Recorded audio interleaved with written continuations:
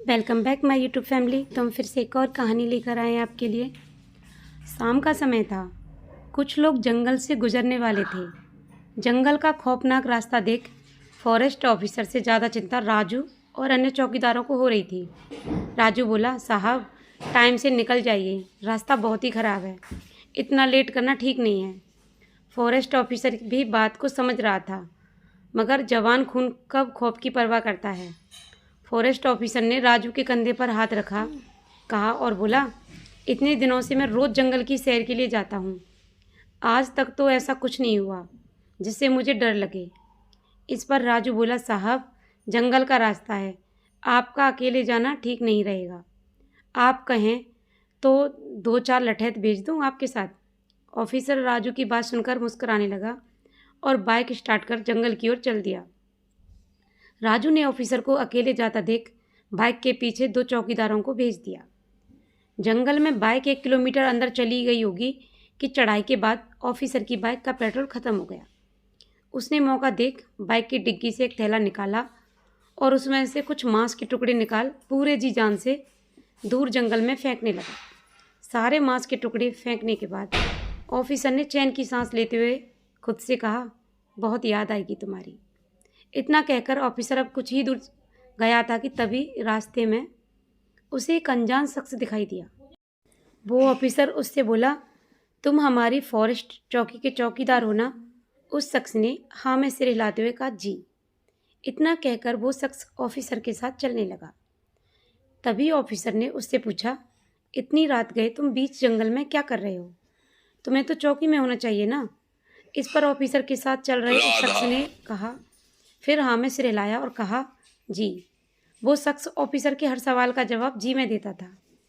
Officer ने उस शख्स से फिर कहा, इतनी गर्मी में कंबल बुखार है तो घर में बैठो। ऑफिसर की इस बात पर भी उस शख्स ने हाँ में सिर हिलाया और जी कहा। ऑफिसर का मन अब खट्टा हो गया था। दोनों बात करते करते करीब 2 किलोमीटर और आगे बढ़ चुके थे। पूर्णिमा की रात थी। चांद भी अपने पूरे सवाब पे था। ऑफिसर ने उस शख्स को बड़े ध्यान से देखा। उस शख्स का चेहरा कंबल की वजह से चांदनी रात में भी साफ दिखाई नहीं दे रहा था। ऑफिसर को इस बात से डाउट हो गया था, क्योंकि इतनी रोशनी में भी उस शख्स के पैर दिखाई नहीं दिए और उसके साथ चलने में कदमों की आहट भी सुनाई नहीं दे रही थी।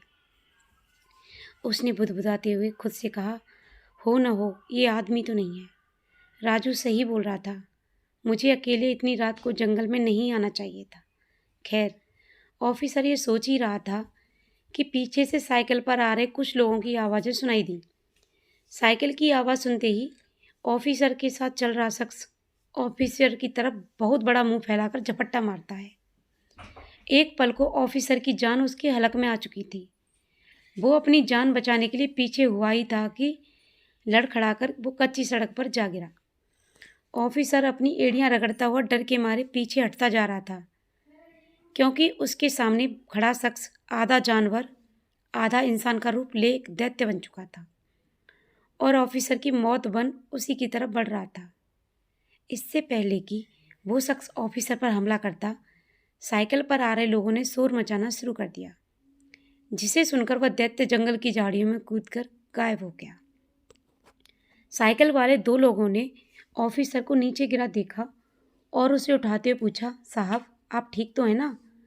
इस पर ऑफिसर ने कहा, हाँ मैं ठीक हूँ, पर ये कौन था यार? साला भूत प्रेत टाइप लग रहा था। पहला आदमी बोला, छोड़िए साहब, ये जंगल है, यहाँ वही जिंदा रहता है जिसे यहाँ के तौर तरीके पता हों। जिन 2 लोगों ने ऑफिसर की मदद की थी वो कोई और नहीं बल्कि राजू के भेजे हुए ही लठैत थे, जिसे ऑफिसर अच्छे से पहचान चुका था। उसने ज़्यादा बहस न करते हुए अपनी बाइक उठाई और वापस चौकी की ओर चल दिया। आखिरकार घंटे भर की पदयात्रा के बाद ऑफिसर अपनी फॉरेस्ट चौकी पर पहुंच गया। उसकी हालत देख राजू समझ गया कि ऑफिसर के साथ कुछ गलत हुआ है। राजू ने ऑफिसर को देखते ही कहा, आ गए साहब? मैंने तो पहले ही कहा था कि जंगल में रात के टाइम अकेले जाना खतरे से खाली नहीं है। अभी कुछ दिन पहले ही तो रिंकू का मर्डर हुआ है। कुछ गुंडे बदमाश ने उसके ऊपर पेट्रोल डालकर जिंदा जला दिया। ऑफिसर बोला, वो साला भूत बना हुआ था क्या? मुझे मिला और वो लगभग 2 किलोमीटर तक मेरे साथ भी चला। ऑफिसर की बात सुनकर राजू झट से बोला, साहब आपको मिला था क्या वो? ऐसे नहीं जाएगा, बहुतों को अपने साथ लेके जाएगा। राजू अभी बोल ही रहा था कि तभी ऑफिसर ने राजू से फिर पूछा, क्यों मर्डर हुआ था रिंकू का? राजू बोला, साहब लड़कीबाजी का मैटर था। चलो ये सब छोड़ो साहब जी, ये जंगल है, यहाँ जितने पत्ते उतनी कहानी। अभी हम आपके लिए खाना लगाते हैं, ठीक है? खाना खाने के बाद ऑफिसर की खटिया वही चौकी के बगल में लगा दी। बिस्तर पर लेटते ही ऑफिसर की आंख कब लग गई उसे पता ही नहीं चला। रात के करीब 1 बजे छनछन की आवाज़ सुनकर ऑफिसर की नींद खुल गई। जागते ही ऑफिसर ने सबसे पहले अपने आसपास देखा, पर उसे काले साए के अलावा कुछ दिखाई नहीं दिया। वह वापस सोने जा ही रहा था कि तभी उसे अंधेरे में एक पेड़ से लटकी एक उल्टी लड़की दिखी। वो लड़की लाल जोड़े में सजी रेंगते हुए ऑफिसर के पास ही चली आ रही थी। इससे पहले ऑफिसर कुछ समझ पाता, खाट की रस्सियों ने उसके हाथ पैर जकड़ लिए। ऑफिसर मदद के लिए राजू को बुलाना तो चाह रहा था, पर जैसे ही चिल्लाने के लिए ऑफिसर ने अपना मुंह खोला, खाट की रस्सियां खुद ब खुद उसके मुंह में घुसने लगी। वह दर्द के मारे तड़फ रहा था, छटपटा रहा था, और वही लाल जोड़े में खड़ी लड़की धीरे धीरे उसके करीब आती जा रही थी। ऑफिसर खटिया पर लेटा था, उसी की रस्सियों में बंधा पड़ा था। जब लाल जोड़े में वो लड़की उसकी छाती पर आके बैठ गई और उसकी छाती में अपने लंबे नुकीले नाखून गड़ाते हुए बोली, मुझे बर्बाद करके तू यहाँ मजे कर रहा है? तुझे क्या लगा मेरी ज़िंदगी बर्बाद करके तू जिंदा बच जाएगा?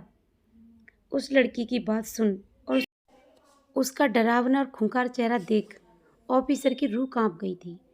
वो कुछ बोल तो नहीं पा रहा था, लेकिन उसकी आंखों का डर देख ये साफ बता रहा था कि वो इस लड़की को बहुत अच्छे से जानता था और उसे अपनी मौत साफ दिखाई दे रही थी कि अचानक ऑफिसर बोलने लगा।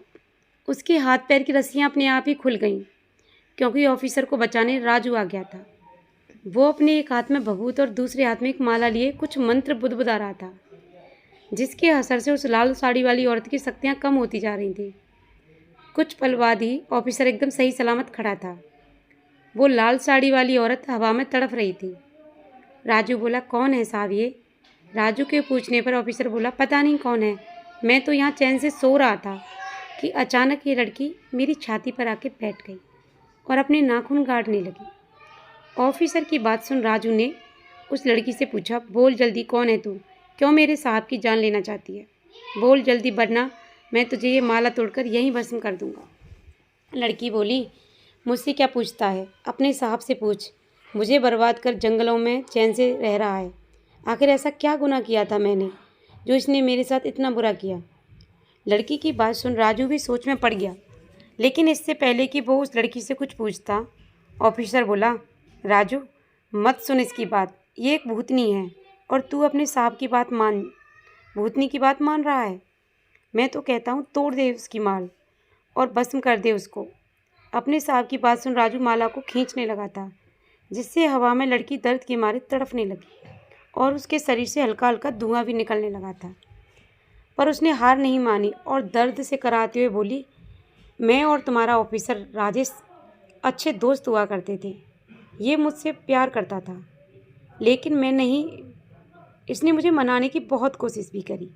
ये मुझसे शादी करना चाहता था, पर मैं मजबूर थी। मेरे पापा मेरी शादी कहीं और तय कर चुके थे। ये बात तुम्हारे ऑफिसर को हजम नहीं हुई। जिस रात मेरी सुहाग रात थी, पता नहीं कैसे वो मेरे कमरे में आ गया। मैं शादी के जोड़े में बैठी अपने पति का इंतज़ार कर रही थी कि अचानक ये मेरे कमरे में घुस आया और मेरे चेहरे पर तेजाब डालकर मेरा चेहरा जला दिया। मेरा चेहरा जल रहा था, मैं दर्द से चीख रही थी। मुझे इस आदमी ने बर्बाद कर दिया। मैं इसकी नहीं हो सकी तो इसने मुझे किसी और का भी नहीं होने दिया। इस हादसे के बाद मेरे पति ने मुझे छोड़ दिया। दुनिया वाले मेरा चेहरा देखकर घिन खाने लगे। मुझे खुद से नफरत होने लगी थी, पर मैंने हार नहीं मानी। अपनी ज़िंदगी को नए सिरे से शुरू किया, लेकिन ये भी बर्दाश्त नहीं हुआ इससे। राजेश फिर से मेरी ज़िंदगी में आया, मुझे तबाह करने के लिए। मुझे अगवा करके इसी जंगल में ले आया और रोज़ मुझे अपनी हवस का शिकार बनाने लगा किसी जानवर की तरह मुझे रोज़ नोचता था। मैं कब तक इसको बर्दाश्त करती। मैं हार गई और मौत को गले लगा लिया। फिर मेरे मरने के बाद इसने मेरे जिस्म के टुकड़े किए और रोज़ जंगल में सैर करने के बहाने ये मेरे जिस्म के टुकड़े जंगली जानवरों को खिलाया करता था। तो अब तुम ही बताओ, क्या ये इंसान जिंदा रहने के काबिल है? उस लड़की की बात सुन राजू दंग रह गया। उसे समझ ही नहीं आ रहा था कि कोई किसी के साथ इतना बुरा कैसे कर सकता है। लड़की की कहानी सुन राजू ने अपना जादू रोक दिया और ऑफिसर से बोला, तो जंगल रोज रात आप इस लड़की के शरीर के टुकड़े फेंकने जाते थे। मुझे तो लगता था खूंखार जानवर सिर्फ जंगल में ही मिलते हैं, लेकिन आप जैसा घिनौना जानवर तो मैंने आज तक नहीं देखा साहब। आखिर क्यों आपने इस लड़की के साथ इतना बुरा किया?